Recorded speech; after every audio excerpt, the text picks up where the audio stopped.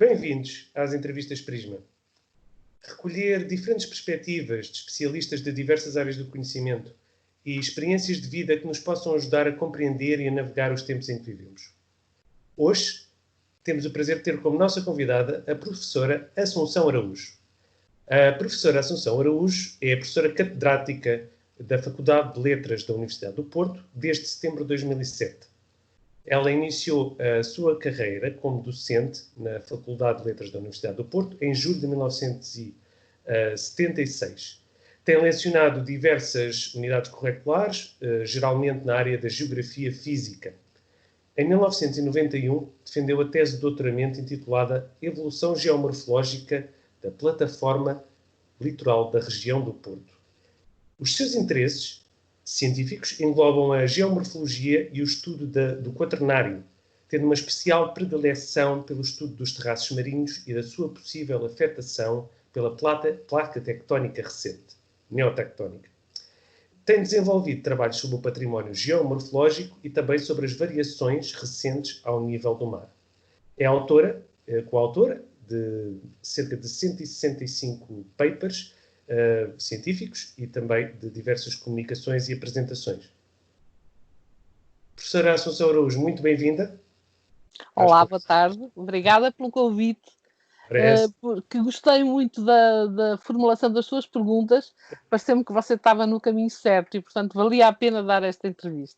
Muito obrigado, professor. É um prazer tê-la aqui connosco e certamente vai ajudar os nossos ouvintes a perceberem melhor o contexto, sobretudo daquilo que chamamos das alterações climáticas. E começando por aí, talvez, aqui surge uma questão que pode parecer um pouco básica, mas se calhar convém começarmos por esta definição, como ponto de partida para tudo o resto, que é qual é a origem e qual é a definição e a origem do termo alterações climáticas? Ora bem, não fui eu que cunhei essa terminologia. Antes o que se falava era de global warming ou aquecimento global, como sabe, como deve ter recordar. Acontece que, quando se começou a ver que de facto não havia aquecimento nenhum assim palpável, as pessoas começaram a achar que se calhar era melhor dar-lhe outro nome, porque senão as pessoas diziam que diabo, isto não está a aquecer, este inverno está muito frio e mais não sei o quê. De maneira que resolveram chamar a alterações climáticas, que serve para tudo, não é? E que é um chavão que está em cima das nossas cabeças constantemente. Agora temos o Covid, pronto. Mas, quando não era o Covid, não havia noticiário nenhum na televisão que não falasse das alterações climáticas. E mesmo agora isso continua a acontecer. Portanto, é algo que está constantemente na nossa vida e convém, de facto, ter uma ideia do que é e defini-lo. Eu tenho aí um textinho muito pequenino que fui tirar à Wikipédia, que é para não ser, digamos, demasiado pessoal, e que diz que são alterações relativamente... Ora veja, mostro lá o textinho. São variações do clima que persistem durante décadas ou períodos superiores. Portanto, alterações climáticas, quer dizer que acontecem constantemente. O clima, se há coisa que que acontece ao clima, é que ele está sempre a mudar. E depois diz outra coisa que também é interessante, que se podem dever a causas naturais, a forças externas ou atividades humanas com efeitos sobre a composição da atmosfera. E aqui já há uma tomada de partido, digamos, sobre a hipótese de que as alterações climáticas que estamos a observar são devidas à intervenção do homem. Portanto, na verdade, estes dois conceitos estão muitas vezes ligados. Quando se fala de alterações climáticas, a maior parte das vezes as pessoas imaginam que se trata de um aquecimento, em princípio, e que esse aquecimento é devido, basicamente, à quantidade de CO2 existente na atmosfera, porque é disso que se fala quase sempre, e é nesse sentido que se tenta modificar a economia, com a tal descarbonização da economia, que essa é a questão, digamos, básica, que se põe em termos políticos. Ok. Muito bem, foi bastante claro. Então é um termo que foi cunhado para, digamos, dar vazão a também a necessidades que havia de reformular a comunicação. ponderamos assim. Penso que sim, penso que sim, isso é uma boa formulação. Outra questão que também surgiu recentemente e foi um pouco disputada também por um conhecido ativista ambiental ter, eu não diria mudado de ideias em relação às alterações climáticas, mas confessou o seu arrependimento por, digamos, ter feito parte de um movimento que queria fazer aquilo que se chama o climate scare, né? Que era assustar bastante as pessoas e conduzir uma rede de comunicação, uma série de comunicações, uma linha de comunicação, chamemos-lhe assim, que pretenderia dar a entender que estaríamos perante alterações climáticas catastróficas, não é? E ele confessou o seu arrependimento por ter feito parte deste movimento que em inglês se chama climate scare, ou alterações climáticas, ou movimento que tenta, de facto, dar este cunho mais catastrofista, chamemos assim, às alterações climáticas. Acha que ele vai ser o primeiro de muitos? Bom, eu não conheci o senhor, conheci-o através do link que me enviou. Eu acho que as pessoas com o tempo vão começar a virar, de facto, porque o ponto em que estamos é um ponto que não tem saída e vai-se ver que não tem saída. Obrigada por mostrar a figura. Vai-se ver que não tem saída também por causa do Covid. Porque, na verdade, no final vamos ver que o Covid parou a economia, pôs toda a gente desempregada e algumas pessoas a passar fome, e todavia parece que a quantidade de CO2, que era o grande problema de toda esta gente, não diminuiu. Quer dizer que estamos a esforçar-nos, a gastar imenso dinheiro, a perder empregos, etc. Estamos, no fundo, a trabalhar para o boneco. Quer dizer, porque não adianta nada, não diminui o CO2 e também se diminuísse. Isso não era importante porque o CO2 não é o principal responsável das tais alterações climáticas, mas é isso que eu queria dizer basicamente durante esta entrevista, se me fizer o favor de ir passando as imagens, eu vou dizer. Aliás, há aqui uma que passou, que você não passou, que tem a ver com o hockey stick. Ora, sim. Que é a anterior. Esta é uma imagem muito célebre que eu meti aqui no meio do PDF para se perceber que a ideia que havia de antes é que havia um aquecimento global. E essa ideia baseava-se muito neste boneco, que é um boneco de um senhor chamado Mann, e que mostra um desenvolvimento da curva das temperaturas sob a forma de um hockey stick. De um stick de hockey, pronto. Sim. Isto é, teríamos temperaturas relativamente homogéneas durante uma parte dos tempos dos últimos 1000 anos, depois tivemos um período frio, que é a pequena idade do gelo, e depois tivemos uma subida abrupta. E, aparentemente, segundo esta figura, isto é muito importante, é por isso que o hockey stick ficou tanto tempo na memória coletiva, segundo esta figura, nunca tínhamos tido no passado, nos últimos 1000 anos, temperaturas semelhantes sequer às temperaturas atuais. Ora, isso, como vamos ver, não é verdade.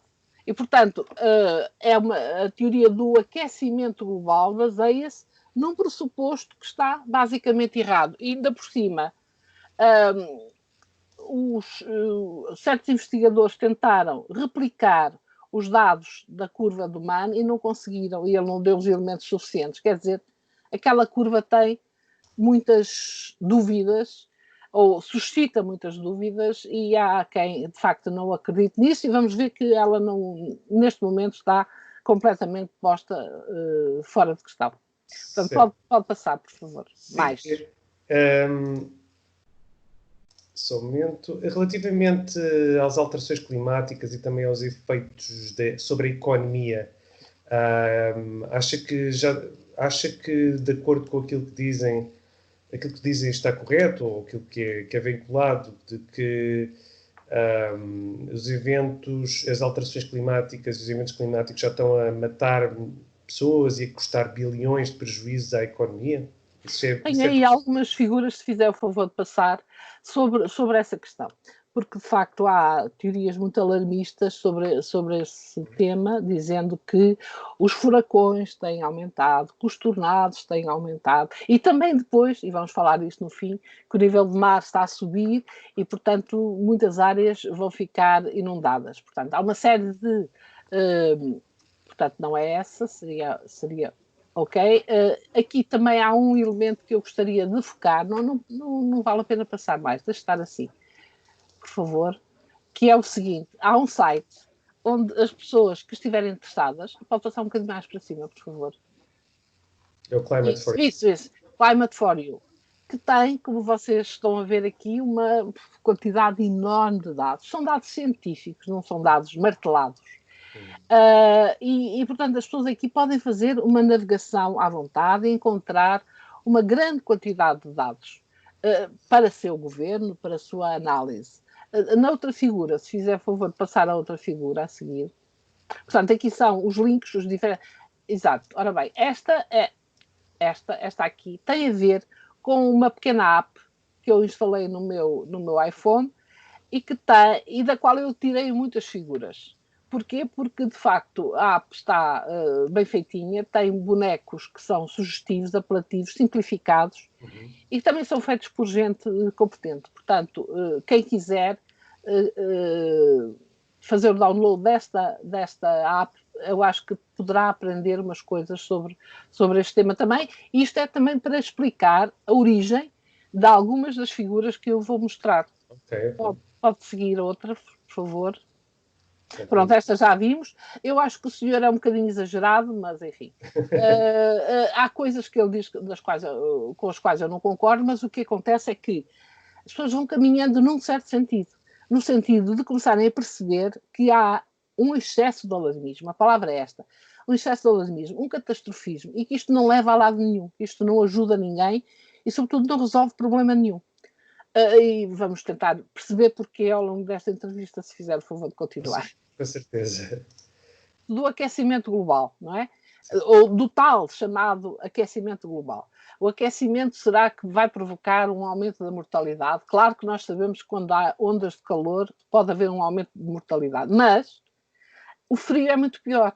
Aqui são as mortes prematuras devidas ao frio na Grã-Bretanha e tem vindo a diminuir. Não sei, se calhar porque o clima também se tem tornado mais ameno, por um lado, eventualmente. Por outro lado, porque as pessoas têm melhores condições para lutar contra o excesso de frio. Quer dizer, o frio mata mais que o calor.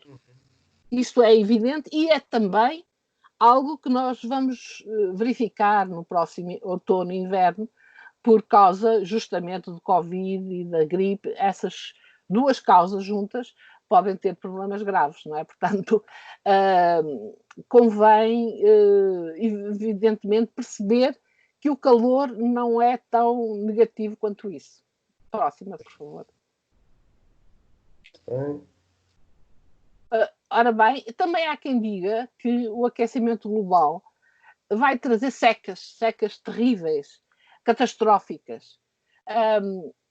Ora, acontece que o que se está a verificar, peço que mostre a figura, andar um bocadinho para baixo, é que a área que está a sofrer seca parece que diminuiu.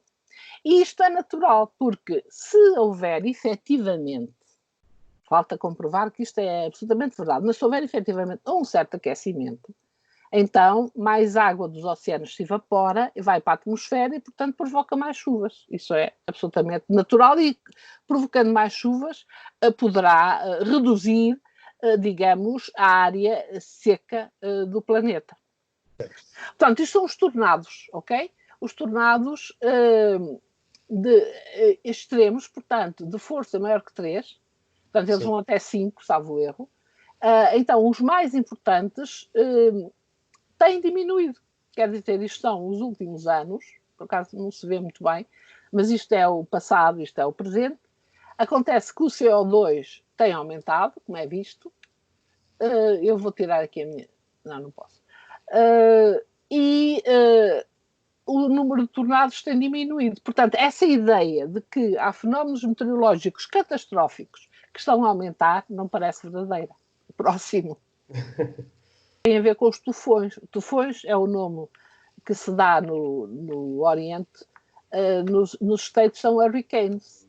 Portanto, os hurricanes têm diminuído também.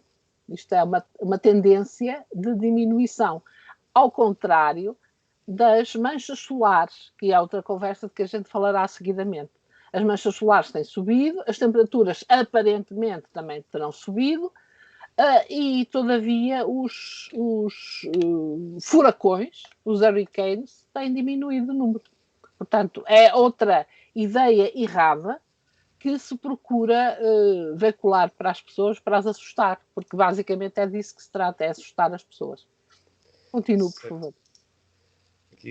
Aqui é uma figurinha que vinha no texto que você me sugeriu, uma figurinha muito antiguinha, mas que mostra claramente que em 1880 estávamos a sair da pequena idade do gelo, começou a haver um aquecimento, mas a partir dos anos 60 verificamos que há um arrefecimento. Portanto, as condições climáticas do planeta são longe de ser estáveis, estão sempre a mudar. É isso que caracteriza justamente o clima, é estar sempre mudando. Como diria o Camões, todo mundo é feito de mudança, mostrando sempre novas qualidades. O clima é o exemplo melhor dessa questão. E sabemos que o CO2 já existe na atmosfera naturalmente, né? Que é um gás que contribui para o efeito de estufa. Existem alguns outros gases que contribuem também para o efeito de estufa? Ou o vapor de água, por exemplo? Há aí uma figurinha que mostra isso mesmo também. Aquela figura era uma figura muito pobrezinha, não é? E mal digitalizada, porque era uma figura muito antiga. Agora, esta é uma figura mais recente e mostra, sobretudo, as temperaturas desde 1850, quer dizer, mais ou menos o fim da pequena idade do gelo. Vemos que aqui, no princípio do século XX, temos um arrefecimento, depois temos, nos anos 40, de facto, um pico de temperaturas, e depois, a partir dos anos 50, temos um período claramente frio, que vai até 1970, por aí. Depois temos, de facto, um certo aquecimento. Portanto, há ciclos no clima da Terra, e há quem fale de ciclos de cerca de 60 anos entre estas curvas. Entre um período, reparem, por exemplo, 1910 ao momento mais frio, não é? Aparentemente, 1970 será um período relativamente que fecha o ciclo, e depois temos um novo ciclo, que naturalmente também tem uma subida e provavelmente vai ter uma descida. Mas passo o próximo, por favor. Ora bem, perguntava-me se as temperaturas variaram ao longo da história da Terra. As temperaturas variaram sempre ao longo da história da Terra. Mas ao contrário dos nossos amigos catastrofistas que acham que nós vamos chegar a uma situação em que a vida vai ser impossível na Terra e nós vamos ter que emigrar para outro planeta qualquer, se formos ver a história da Terra, e a história da Terra tem 4,6 mil milhões de anos, não é? Mas mesmo olhando só para a história do chamado Fanerozoico, que começou há 570 milhões de anos, nós vemos que as temperaturas estão sempre a subir e descer. Que temos períodos bastante frios, que correspondem a glaciações, que houve também durante o chamado Paleozoico, mas que na maior parte da história da Terra as temperaturas foram muito, mas muito superiores às temperaturas atuais que estão representadas aqui.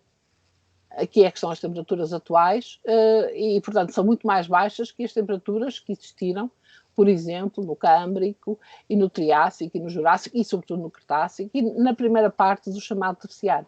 Portanto, a ideia de que nós estamos a caminhar para uma desgraça, para o inferno, é completamente estúpida, porque a história geológica mostra que nós estamos num período frio e, portanto, nunca atingiremos estas temperaturas muito elevadas que tivemos no passado. Certo. Então, passar ao próximo. Exato, aqui temos nós, portanto,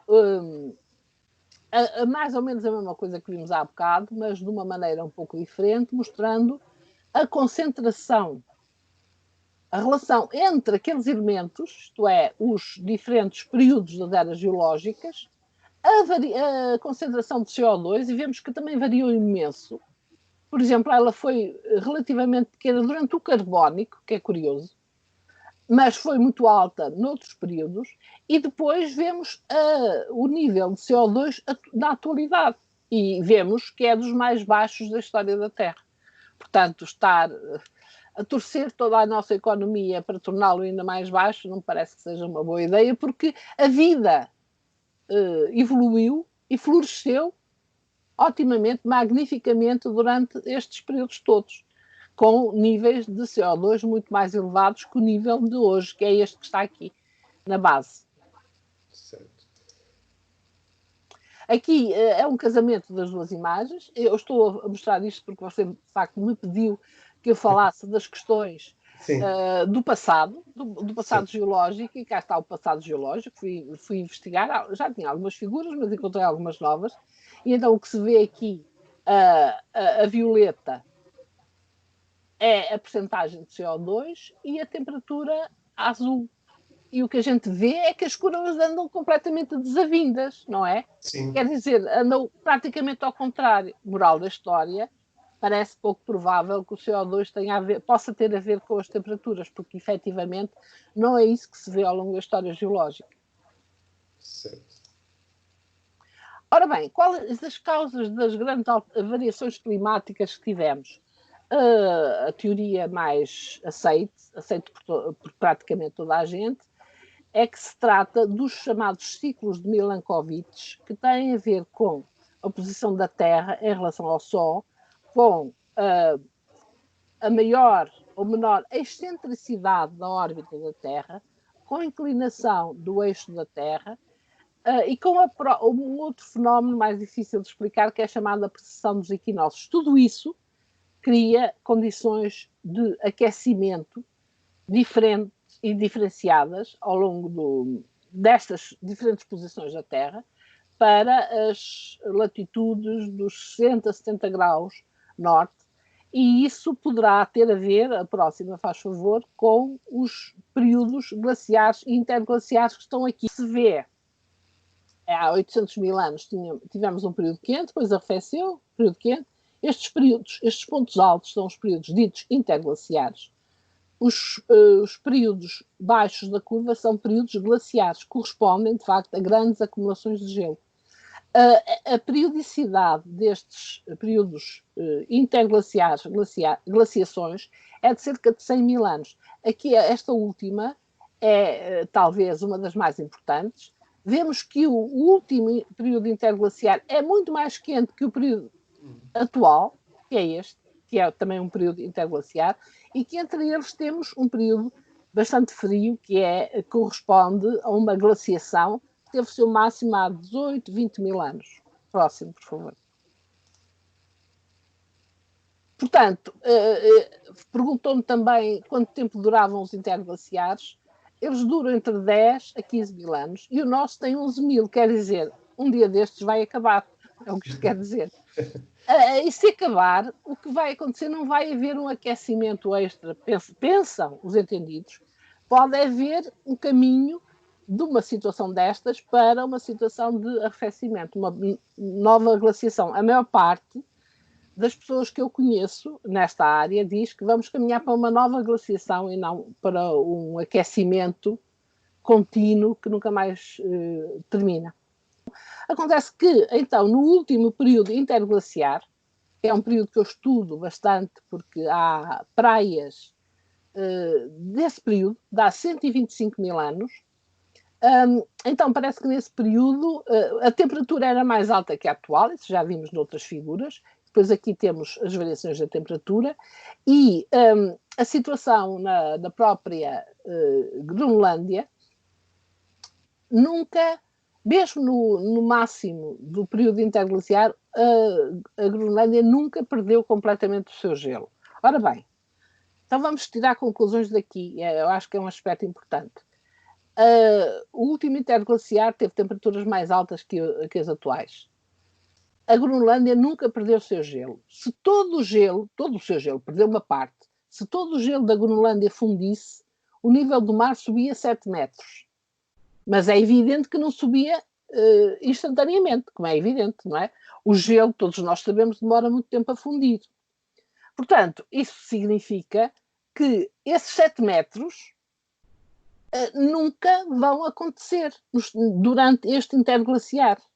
E, todavia, andam para aí pessoas a mostrar réguas com 7 metros e a dizer que vai haver uma invasão do mar de 7 metros, de 3 metros, de 5 metros. Ora, isso é completamente impossível, porque justamente a Groenlândia não, o gelo da Groenlândia não desapareceu todo há 125 mil anos, ainda ficou bastante gelo, e o nível do mar era um bocadinho mais alto que o atual, não chegava aos tais 7 metros, nem coisa que o pareça. Portanto, isso nunca vai acontecer. Só uma questão aqui, professora. Estes dados são retirados de onde? Não é a base de dados em si, mas como é que são obtidos estes dados? É através do gelo, amostras de gelo, através de... Alguns destes dados são obtidos através de amostras de gelo, fazem essas tais carotagens no gelo, por exemplo, da Groenlândia ou da Antártida, e tiram-se esses tubos de gelo e vai-se vendo a quantidade, sei lá, de poeiras, de CO2, de oxigénios, diversos oxigénios, O16 e O18, que existem ao longo dessas carotes, eu gosto mais de dizer assim, e, portanto, a partir daí, com as respectivas datações, sabe-se qual seria a temperatura, o desvio em relação à temperatura atual, da temperatura há 5.000, há 10.000, há 50.000 anos. Portanto, Mas há evidências muito seguras de que os níveis de CO2 subiram noutros momentos da história do planeta em que não há qualquer registro de atividade humana. Isso é certo, não é? Sim, claramente. Então, aquilo que eu mostrei há bocado, está a ver, no Paleozoico, há 300 milhões de anos, não se falava em homem nem pouco mais ou menos, o mais que havia era trilobites, não é?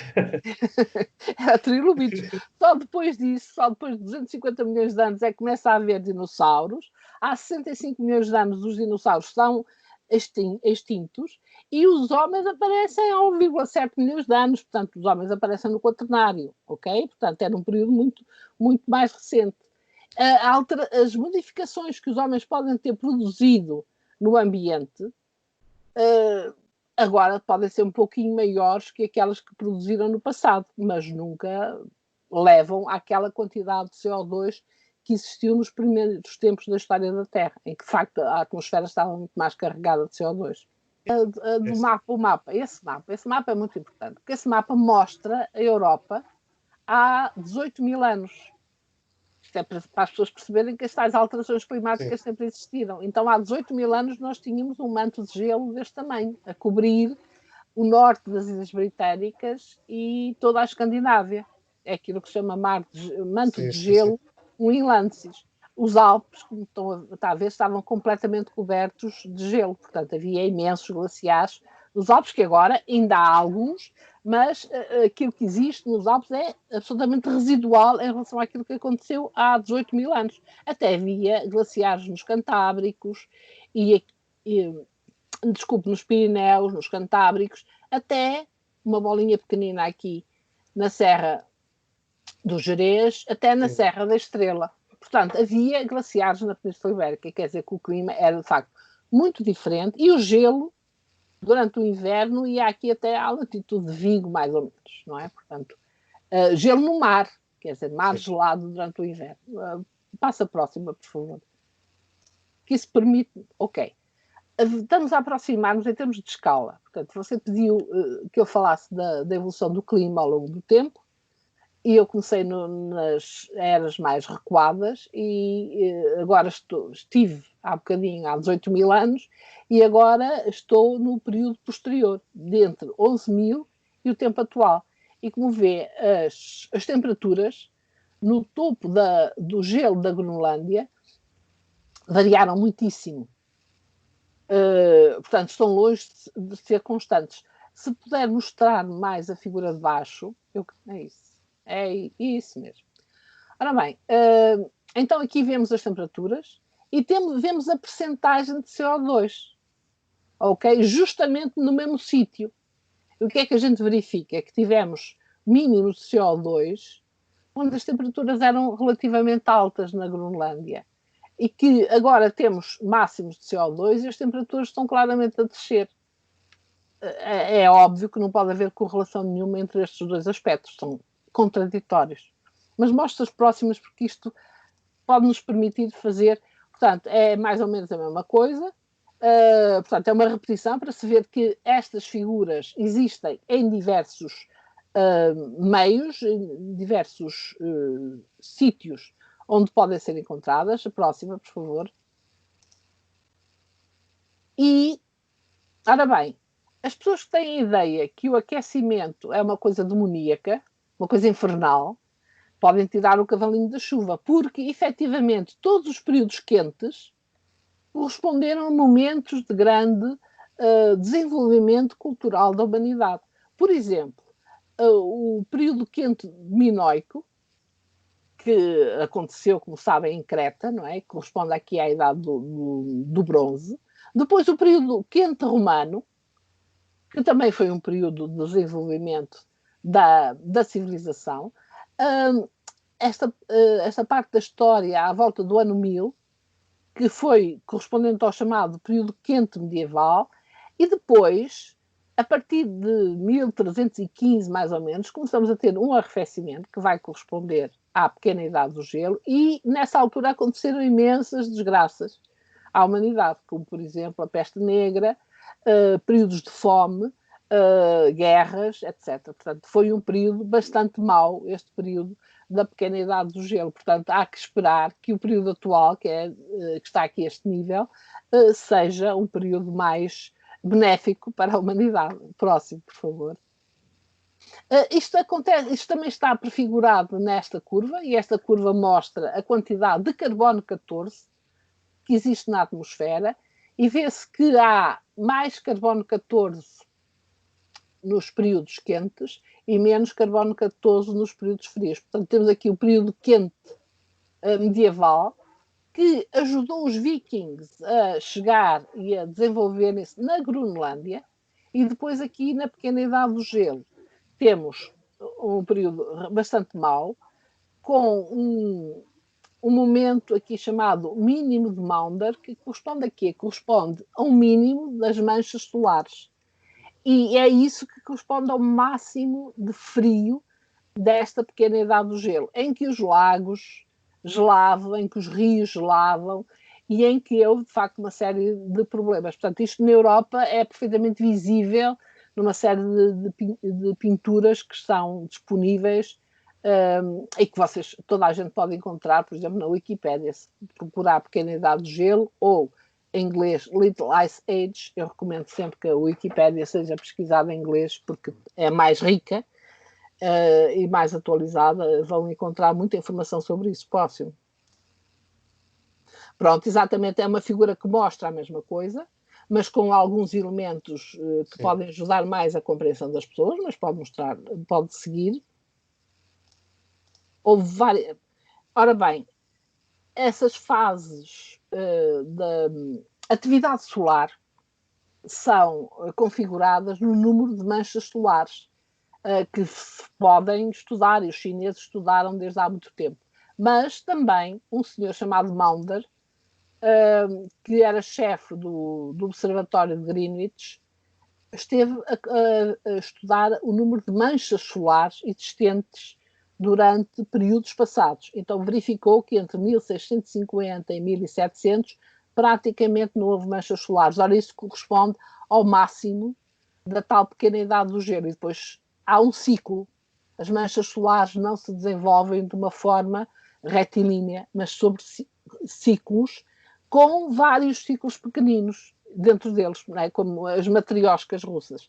Portanto, isso controla muita da atividade solar de formas complexas, porque a quantidade de radiação solar que chega à Terra não varia muito, mas pode ter uma influência muito grande na circulação da atmosfera, que é isso que importa. Próximo. Por exemplo, aqui temos um momento em que os glaciares alpinos, que tinham avançado muito durante a pequena idade do gelo, vão começar a fundir. Portanto, quando me dizem que os glaciares estão a recuar, isso é natural, porque, efetivamente, os glaciares alpinos os glaciares alpinos aumentaram muito durante a pequena idade do gelo e por volta de 1850 ou 1830 começou a haver um aquecimento, o fim da pequena idade do gelo, quer dizer, aquilo que lhes tinha dado origem, tinha produzido o seu grande crescimento e avanço, desaparece, então eles vão de facto recuar. Nada disto, reparem, 1830 é o fim de uma daqueles períodos de manchas solares com pouca quantidade, o chamado mínimo de Dalton, que se mostrava nas figuras anteriores. Ora, o que é que isso quer dizer? Isso quer dizer que o clima até aí era relativamente frio, depois começa a aquecer e, portanto, os glaciares reagem. É preciso ver uma coisa, os glaciares não reagem só porque fundem, mas podem reagir por outra forma. Se houver mais precipitação, isto é, mais neve, eles até podem aumentar de volume, não é? E claro que quando aumentam muito de volume um glaciar, ele necessariamente vai ter que se fraturar e transformar em icebergs junto ao mar. Portanto, o facto de haver icebergs pode não querer dizer que o glaciar está a recuar tanto como isso. Os glaciares, há uns que avançam e há outros que recuam. Isso pode-se estudar. Não é tão simples e tão imediato quanto isso. É claro que se estamos num período de aquecimento, é mais natural que os glaciares em certos locais estejam de facto a diminuir. Parece que isso é verdade. O próximo, por favor. Este tem que mostrar a figura toda. Exato. Ora bem. Então o que é que se pode ver?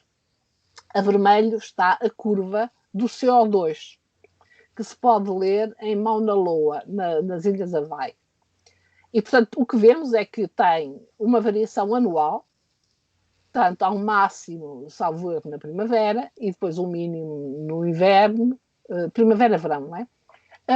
Mas tudo isto está inscrito numa curva com tendência geral para a subir. Efetivamente, as partes por milhão de CO2 na atmosfera têm vindo a aumentar, ok? E aqui temos a curva das temperaturas. A azul temos a curva das temperaturas. Então, o que é que vemos?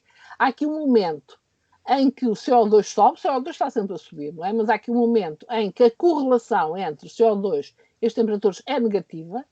Há aqui um momento entre 1965 e 2005 em que essa correlação é positiva, portanto, é um período de cerca de 40 anos, e depois aqui temos um período em que a correlação é muito fraca. Há um aumento de CO2, mas as temperaturas ora sobem, ora descem. Não se pode imaginar uma curva de subida, digamos, linear. Portanto, a tal correlação está longe de estar provada. Próximo. Ora, por exemplo, nos tais anos de 1944 a 76, tivemos 33 anos de arrefecimento, enquanto que o CO2, era aquilo que eu já estava a dizer há bocado, enquanto que o CO2 aumentava imenso. Mas há aqui claramente uma tendência para o arrefecimento. Próximo. Ora bem, e quanto aos tempos mais recentes, de 1998 até 2014, o que é que nós vemos? Vemos que há altos e baixos, efetivamente. Há aqui um período com um pico relativamente elevado, mas não se pode dizer que haja uma tendência clara para o aquecimento, sobretudo nos últimos anos. Mostro o outro. Esse, ok. Tinha-me perguntado acerca dos gases com efeito de estufa, ok? Se incluirmos o vapor d'água, os gases ditos com efeito de estufa têm o gás com maior efeito de estufa, 90% é o vapor d'água. Depois o metano 2%, outros 2%, e o CO2 tem esta fatiazinha.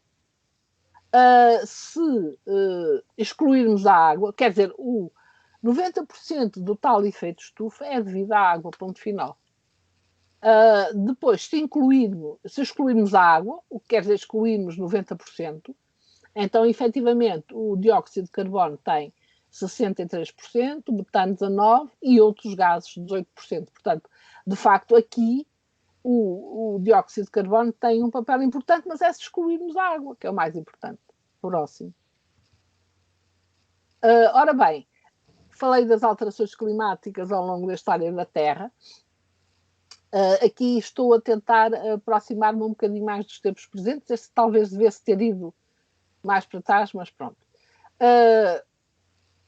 Há um período durante o chamado terciário, que são os últimos 65 milhões de anos, em que não havia gelo na Antártida. E depois há aqui um período em que começa a haver gelo na Antártida, depois o gelo da Antártida desaparece e depois começa a formar-se de novo e finalmente acabamos por ter o gelo também no Polo Norte e eventualmente também na Groenlândia. Pergunta-me porque é que as temperaturas, há sítios em que estão a subir e há sítios em que estão a descer. É porque digamos, o clima, a situação meteorológica e o clima também, no fundo, e depois no final vamos ver o que é a diferença entre clima e meteorologia, dependem muito de uma redistribuição do calor e da umidade. E essa redistribuição do calor e da umidade, que é isso que, ao fim e ao cabo, caracteriza todos os climas do mundo, tem tudo a ver com a circulação geral da atmosfera. Ora, nós já tivemos invernos muito frios e logo a seguir podemos ter um mês de janeiro excelente, bom para fazer férias.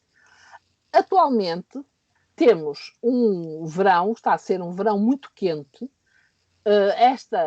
Este é o mapa das temperaturas e da circulação da atmosfera hoje. Acontece que, de facto, está a ser muito quente, onde? Na parte ocidental e sul da península, porque aqui a leste nós até temos chuvas, quer dizer, chuvas, trovoadas, etc. Quer dizer, é a circulação da atmosfera que neste caso está a trazer ar quente e seco de leste, que vai produzir estas temperaturas elevadíssimas. Aqui há um desenvolvimento de nuvens de desenvolvimento vertical, portanto, trovoadas, que estão a provocar chuvas. Se avaliar o clima destas áreas hoje, aqui no Porto, diria, o verão é terrivelmente quente. Mas se em vez do Porto estivesse aqui assim, perto de Saragoça, diria, mas que raio de verão, com chuva, trovoada e mais não sei o quê. Portanto, coisas completamente diferentes. Isto é o tempo, ok? E é claro que isto depois vai traduzir-se no chamado clima, porque o clima representa as médias de 30 anos de temperaturas e de precipitações. E, portanto, representa as médias de tudo isto. Toda esta história instantânea, que é o tempo, acaba por ser vertida numa noção, digamos, de maior duração, que é o clima. Mesmo o clima, como já vimos, pode alterar-se, no sentido que nós vimos aquela curva de altos e baixos nas temperaturas dos últimos, por exemplo, 120 anos. A próxima, por favor. Perguntou-me também sobre o gelo na Antártida, e parece que o gelo na Antártida, o gelo marinho na Antártida tem aumentado. Portanto, está longe de estar provado que a Antártida esteja a aquecer, pelo contrário, parece que estará a arrefecer. Próximo. Depois perguntou-me também sobre a acidificação. A acidificação tem a ver, evidentemente, com o chamado pH, tal potencial iónico da água. Ora bem, um pH não está relacionado com o CO2. As pessoas pensam que a acidificação tem a ver com a dissolução do CO2 na água do mar. Ora, não é exatamente isso, porque, efetivamente, há períodos com grande quantidade de CO2 em que há deposição de carbonatos na água do mar, deposição de calcários. À medida que vamos evoluindo para os tempos mais presentes, pode mostrar a próxima, por favor. Ok? Vemos que O que está a verde é o tal pH, portanto, a tal acidificação. Os pontos mais altos correspondem a uma situação de maior acidificação. Varia muito. Entre 7.000 anos e o tempo presente, a variação é muito grande, mas não tem nada a ver, mais uma vez, não tem nada a ver com o tal CO2, que é o que está azul. Portanto, é mais uma falsidade que nos tentam, digamos, fazer acreditar. Próximo, por favor. Ora bem, então vamos agora para a questão que é mais, talvez mais interessante e mais, sobretudo, mais próxima da realidade da vida das pessoas, que é a questão da erosão costeira. Aqui temos uma imagem de um mapa de 1978 que mostra a cidade de Espinho com pequenos porões, que estão aqui assim bem representados, e um mapa, uma fotografia aérea de 1995, em que se vê uma diferença brutal entre esta situação e esta. Portanto, Espinho todos os anos era atacado pelo mar. No inverno havia, de facto, partes importantes da cidade que eram semi-destruídas. Portanto, foi necessário construir grandes porões que estão aqui apresentados. Ora, o que é que isso fez? Isso efetivamente produziu uma acumulação de areias a norte de Espinho, mas vai produzir um déficit de areias a sul. E daí que a costa de Espinho está relativamente estabilizada, mas para sul, em Silvalde, Paramos, Esmoriz e Cortegaça, nós temos um déficit de areias, um recuo das praias e a necessidade de construir uma série de esporões. Portanto, esta costa transforma-se numa espécie de pente, não é? E logo, não foi a subida do nível do mar, porque há sempre a ideia de que é a subida do nível do mar. Ora, a subida do nível do mar, vamos ver que foi muito pequena, e aliás, é igual aqui a norte e a sul de Espinho, mas foi a intervenção antrópica, a intervenção do homem que, interrompendo o trânsito da chamada deriva litoral, vai fazer com que se acumulem areias a norte e haja erosão a sul. E, portanto, isto é fatal como ao destino. Sempre que se constrói um esporão, isto vai acontecer. O que significa que um esporão não é uma boa ideia para proteger a linha de costa. O próximo, por favor. Um outro exemplo mais comozinho, ainda mais próximo de nós, foi a construção do chamado quebra-mar destacado da Aguda. Ele foi construído na primavera de 2002. Cá está ele. Destinava-se a criar aqui um pequeno porto de abrigo para a atividade pescatória artesanal da Praia da Aguda. Próximo. Ora bem, agora o que acontece neste momento, nesta imagem, que já é de 2005, reparem, aquilo era em 2002, em 2005 temos o tal quebra-mar, que já está completamente preenchido por areias a norte, é aquilo que se chama Barlamar, e a Sotamar há uma ilusão notável, que se pode provar através da visão destas plataformas de erosão marinha, completamente descarnadas, sem areias, quer dizer, toda esta área vai sofrer uma grande erosão. Não foi o nível do mar que mudou, como é evidente, foi a construção desta obra aparentemente inofensiva, que é o quebra-mar destacado da Aguda, inofensiva, e além disso, além de inofensiva, feita com a melhor das intenções, ajudar os pescadores da pesca artesanal da Aguda ao próximo. Cá temos nós o quebra-mar destacado e a rocha a aflorar a sul da Praia da Aguda. Temos aqui também a área, casas que têm que ser protegidas porque o mar já tem tendência para as invadir, nomeadamente a estação litoral da Aguda, que está construída num sítio, quanto a mim, perfeitamente errado, e portanto vemos que o aparecimento de todas estas rochas significa que as areias que estavam aqui em cima desapareceram, foram levadas pela deriva litoral. Próximo. É isso que se pode ver aqui na Praia da Granja. E, portanto, em 2006, Reparem, o quebra-mar foi construído em 2002. Em 2006 tínhamos aqui uma escarpa de cerca de 3 metros da Praia da Granja. E, portanto, ora, a Praia da Granja é uma praia fina, é uma praia de gente aristocrática, é uma praia que não pode desaparecer, porque as pessoas que têm lá casas protestavam, e então o que aconteceu é que o presidente da Câmara de Vila Nova de Gaia começou a levar areias daquela acumulação que existia a norte para aqui, para a Praia da Granja. Não resolveu problema nenhum. Destruiu uma série de artefactos paleolíticos, etc., que havia neste percurso, e de formações geológicas muito interessantes, mas realmente não resolveu problema nenhum, porque este problema é um problema que não tem solução. Quer dizer, ele depende, além das construções humanas, depende de um outro aspecto muito importante, que é o fornecimento de areias pelos rios. Ora, se o Rio Douro está barrado numa série de barragens, as areias dificilmente chegam à costa, e como não chegam à costa, não podem ser distribuídas pelo mar. Portanto, é isso que provoca, é essa uma das causas principais na erosão costeira.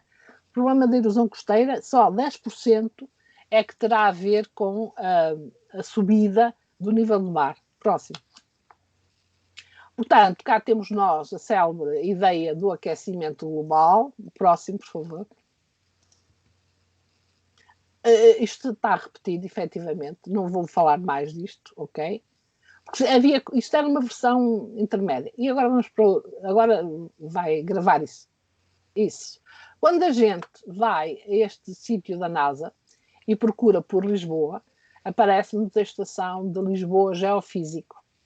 A primeira coisa que nós vemos é a variação das temperaturas de 1880 até cerca de 2020. Olhamos para aqui e vemos que, de facto, parece haver uma subida grande das temperaturas. Mas percebemos que há aqui outras curvas que não aparecem, que não estão visíveis. O próximo, por favor. Ora bem, se nós clicarmos naquelas outras curvas, percebemos que as coisas são diferentes. Quer dizer, há temperaturas mais altas no passado e as temperaturas no presente não são as mais altas de sempre. Pelo menos houve aqui, à volta do ano 2000, temperaturas mais altas. Quer dizer, isto são dados, e este é um aspecto muito importante, porque você perguntou se há, de facto, um certo viés na investigação. Eu acho que há um certo viés na utilização dos dados e na maneira como os dados são apresentados. Então, as curvas reais, não ajustadas, são esta que está a ver. E depois há uma curva ajustada, homogeneizada, limpa, dos chamados outliers, e é esta que está a preto. E quando a gente clica no site, o que nos aparece é a curva que está a preto. O próximo, por favor. Ora, se nós formos ver os dados correspondentes às temperaturas na curva não corrigida, nós temos um valor deste género para a subida da temperatura entre 1880 e 2016 ou 17. Portanto, 0,08.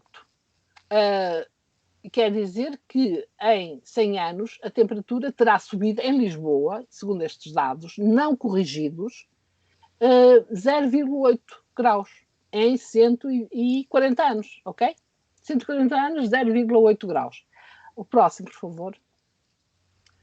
Porém, se formos usar os dados corrigidos, já vamos ter um valor muito mais simpático para os catastrofistas, que é 0,015. Quer dizer, a temperatura teria subido em 140 anos 1,5 grau. Quer dizer, é praticamente o dobro.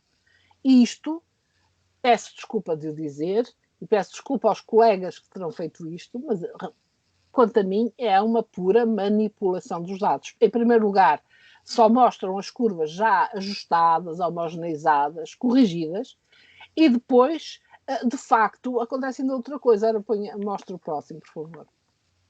É o seguinte, é que antes era possível encontrar os dados não homogeneizados, os dados reais.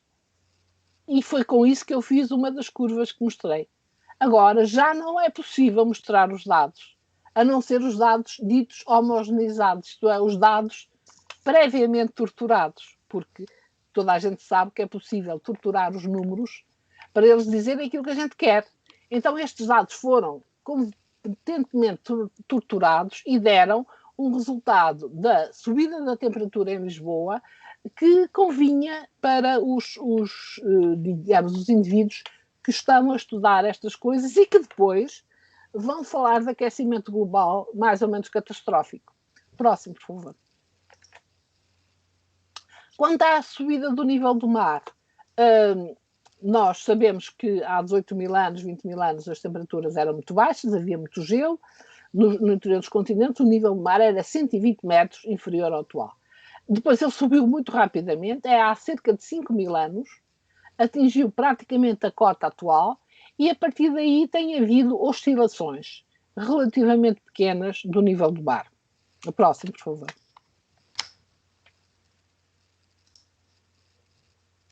Ora bem, essas oscilações têm sido variadas, mas de pouca amplitude, e há um senhor que eu acho particularmente importante na minha maneira de ver estas questões, que é o professor Morner, e o professor Morner, então, construiu uma curva comparando os marégrafos de Estocolmo, de Amsterdão e de uma outra estação situada no Báltico.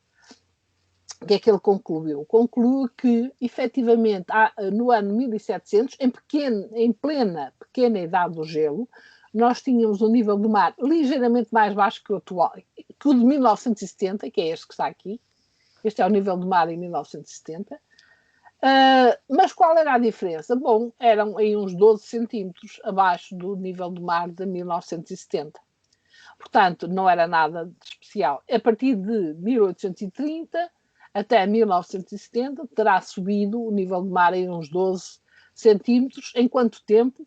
Bem, em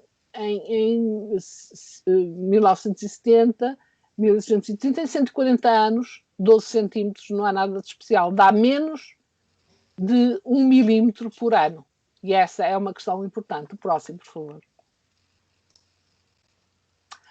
Quando se vai, por exemplo, estudar os dados dos marégrafos, e eu estudei os dados de muitos marégrafos, eles estão disponíveis na internet, e, por exemplo, os dados do marégrafo de Cascais, que é aquele que tem, é um dos que tem uma curva mais longa a nível da Europa. Portanto, os valores do nível do mar vão variando muito ao longo do tempo, como se está a ver, não é? Pela curva que está marcada a azul. Pois é possível fazer uma reta de regressão simples, que está a vermelho. A reta de regressão simples, aqui, a que eu fiz, deu 1,4. O que é que isto significa? 1,4 milímetros por ano. Depois também é possível fazer uma curva polinomial e percebe-se que, de facto, há altos e baixos, que era de esperar, atendendo a que houve variações climáticas, como já vimos, mais ou menos coincidentes com estes períodos, os períodos frios coincidentes com os períodos do nível baixo do mar e os períodos mais quentes coincidentes com o nível mais alto do mar. O próximo, por favor. Ora bem, então, com base nestes mesmos dados, o Dr. Carlos Antunes produziu esta curva, mas ele chega a conclusões um bocado diferentes. Num certo momento, ele dizia que os últimos valores da subida do nível do mar em Cascais eram de 4,1 milímetros por ano.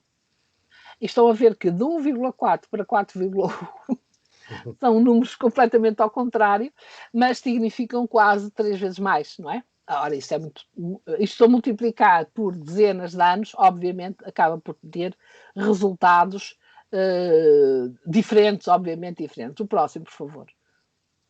Em que é que ele se baseia? Bom, ele baseava-se, é preciso dizer o seguinte, a curva que agora está lá no site é a curva que eu mostrei, ok? Ele baseava-se numa série de conjuminações de uma curva corrigida e achava que a variação era de 4 milímetros nos últimos anos.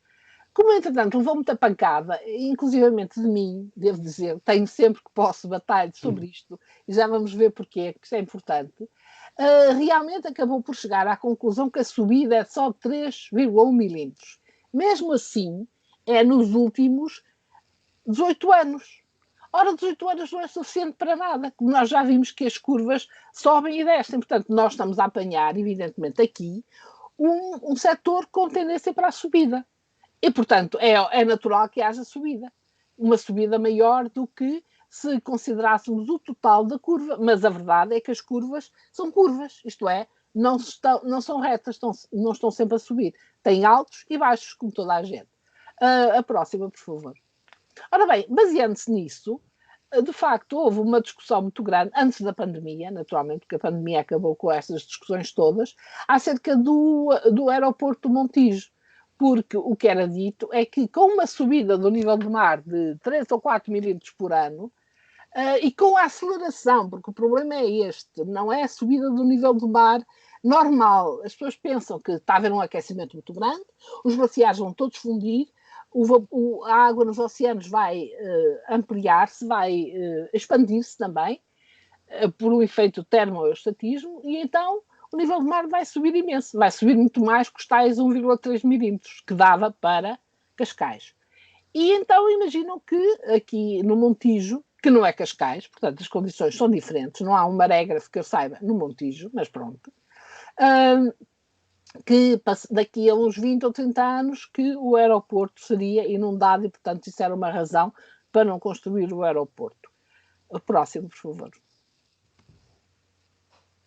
De tal maneira que até se produziram mapas imaginando esta subida do nível do mar muito exagerada, então as áreas que iam ser invadidas pelo mar, porque de facto, a coisa que as pessoas têm medo é que a sua casinha seja destruída pelo mar, que os seus campos sejam destruídos pelo mar. E toda esta área, que está aqui pintada, com uma subida evidentemente exagerada do nível do mar, poderia ser inundada. Mas só que é preciso manter sempre presente que a subida do nível do mar efetiva, e que nós sabemos que está a acontecer, e que é medida rigorosamente ao longo de centenas de anos, como já vimos, em Cascais, é de cerca de 1,3 a 1,4 milímetros por ano. O que significa que daqui a 80 anos, 1,4 milímetros, 80 anos, quanto é que isto dá? Dá pouco mais de 10 centímetros, pouco mais do que isso, de subida do nível do mar no final deste século, e nós já não vamos viver no final do século XXI. Nada que tenha a ver com este disparate que aqui está representado. A próxima, por favor.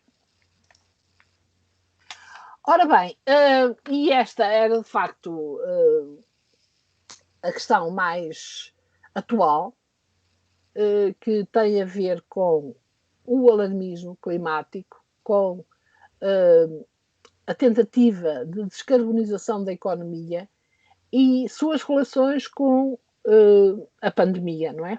Ele sugeriu que eu fosse ver um texto que eu já tinha conhecimento, que veio publicado no Público, que dizia que os progressos na redução de emissões, das células de emissões pecaminosas e venenosas de CO2, não são visíveis nos registros do CO2. Quer dizer, o CO2 continua a crescer, apesar da desgraça toda que vai no mundo.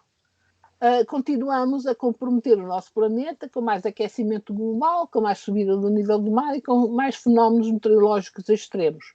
Portanto, primeiro, o aquecimento não é global, a subida do nível do mar é muito pequena, há sítios onde até o nível do mar está a descer, por exemplo, na Escandinávia, e fenómenos meteorológicos extremos, não sei de quais é que estão a falar, se for os tufões ou se for os tornados, pelos vistos, isso não está a acontecer. Portanto, apesar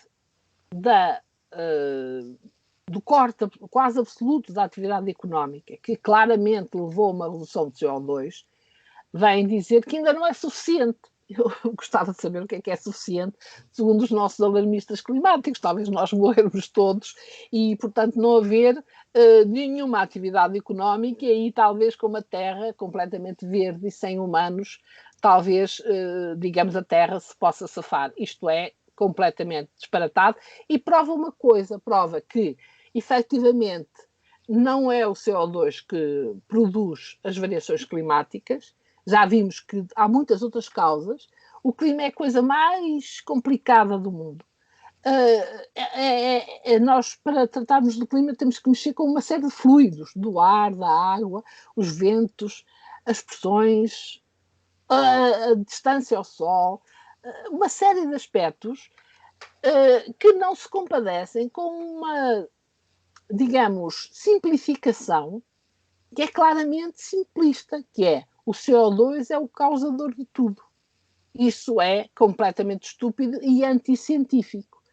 E, além disso, obviamente, é um pressuposto que faz com que as pessoas, em vez de investigarem cientificamente os fenómenos, acabem por tentar descobrir nos dados aquilo que vai provar a sua ideia primitiva, que é a ideia de que há mais CO2 e as temperaturas estão a subir por causa do CO2 e há mais eventos extremos. Portanto, a mim parece-me que há que parar um pouco para pensar que muitas vezes essa história de CO2 e da descarbonização da atividade económica, se calhar tem o tal viés que não é a coisa mais conveniente neste mundo, tem razões económicas por trás seguramente, que é as chamadas energias renováveis, os carros elétricos, criar, como direi, postos de trabalho, porque a reconversão da economia, evidentemente, poderá criar postos de trabalho, mas cria alguns postos de trabalho, mas também destrói muitos postos de trabalho, é evidente. Portanto, não se sabe muito bem qual é, aonde é que isto nos vai conduzir. Eu, por mim, penso que uma posição mais equilibrada, do género de usar os meios de energia que estão disponíveis, não abusar, evidentemente, tentar que se polua o menos possível, atender a que o CO2 não é um poluente, nunca na vida será um poluente, mas há coisas que são poluentes, evidentemente. Mas em relação a isso ninguém se incomoda. Por exemplo, as descargas no Rio Tejo das celuloses, ninguém se incomoda assim muito. O lançar para a atmosfera coisas que são verdadeiramente venenosas, também ninguém se incomoda excessivamente. Destruir florestas, que é do pior que pode haver, as pessoas não se incomodam absolutamente nada. São capazes de destruir uma floresta para plantar lá cana-de-açúcar, para produzir etanol, para substituir o petróleo. Isto tudo é estúpido quando nós temos, de facto, o petróleo ainda disponível e gás natural, que faz parte dos recursos da Terra. Nós usamos todos os recursos da Terra, inclusivamente os minerais para fazer os nossos telemóveis.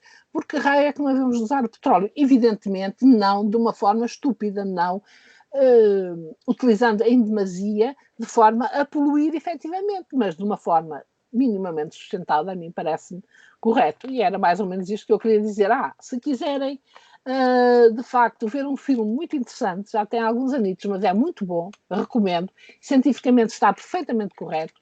Há um filme disponível no YouTube chamado The Great Global Warming Swindle, que estará, inclusivamente eu posso mandar a versão que está traduzida em português e vale muito a pena ver. Continua a ser perfeitamente atual. Certamente, professora Assunção, e vamos colocar aqui no descritivo do vídeo, na descrição do vídeo, esse link e também o seu link para a universidade. E agradecemos desde já a sua participação, professora Assunção. Foi certamente uma entrevista muito esclarecedora e uma apresentação muito esclarecedora sobre esta questão sensível, que é sempre sensível, é sempre polémica e tem muito mais... É uma questão fundamental nos tempos que correm, efetivamente. Quando acabar o Covid, vão ver que só se vai falar de alterações climáticas. Acredito. Outra vez. E é importante ter esta perspectiva, portanto, científica e independente, e também promover aqui alguma independência. Creio eu que será essa uma boa ideia, promover alguma independência também do poder político neste sentido e de vieses possam haver, não é? Sobre isso eu queria dizer uma coisa. Sobre isso eu não tenho a mínima esperança no poder político. Porque, de facto, o poder político tem uma agenda. E a agenda do poder político é claramente a agenda da descarbonização e dos carros elétricos e tudo isso.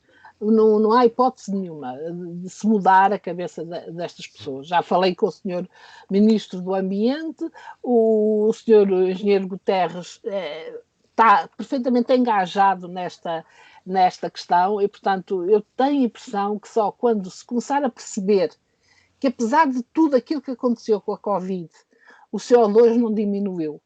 Apesar de todos os sacrifícios, o CO2 continuou na mesma. Portanto, que nós temos muito pouco a fazer em relação ao clima da Terra, mas podemos fazer muito em relação a outros aspectos da Terra e da vida na Terra, que é preservar as florestas, não poluir os oceanos, etc. Uma série de... Exato. Uma agenda que não tem a ver com os lucros dos construtores de automóveis que querem obrigar-nos a vender o meu carro a gasóleo para trocar por um elétrico, no qual eu vou ter que pagar uma fortuna pelas baterias, que depois também não são recicláveis, e, portanto, também significam problemas ambientais. Portanto, isso é o que se pretende. E, efetivamente, eu fico um bocado assustada quando penso nisso, que se está a fazer sofrer tanto as pessoas para nada, só para dar lucro a algumas grandes empresas, e isso não tem vantagens nenhumas visíveis, mensuráveis a nível da melhoria ambiental do planeta. Por exemplo, só nesse filme vê-se uma coisa incrível, é que em África ainda há muita gente que aquece a comida, faz a comida, com quê? Com um combustível que é a bosta de vaca. Pois, a bosta de vaca, como devem calcular, liberta gases venenosíssimos que acabam com a saúde respiratória das pessoas. E esses, sim, provocam cancros e fazem com que a esperança de vida em África seja muito menor. Portanto, viva a eletricidade, queimar carvão acaba, com os devidos cuidados, acaba por ser mais ecológico e mais sustentável do que estar a obrigar as pessoas a viver à custa da bosta da vaca. Com certeza, professora Assunção, e agradeço desde já a nada, sua participação nesta entrevista e certamente poderá haver lugar a outras no futuro e certamente a sua voz é sempre importante de ouvir e a de outros também e certamente esperemos que isto lance um debate.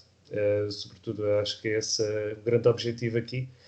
E queria agradecer também à nossa audiência e aos nossos ouvintes, desde já por terem assistido a mais esta entrevista Prisma, onde procuramos dar a conhecer diferentes perspectivas e diferentes experiências de vida também que nos deem uma maior compreensão e nos permitam ajudar a compreender a realidade em que vivemos. Muito obrigado, professora Assunção Araújo.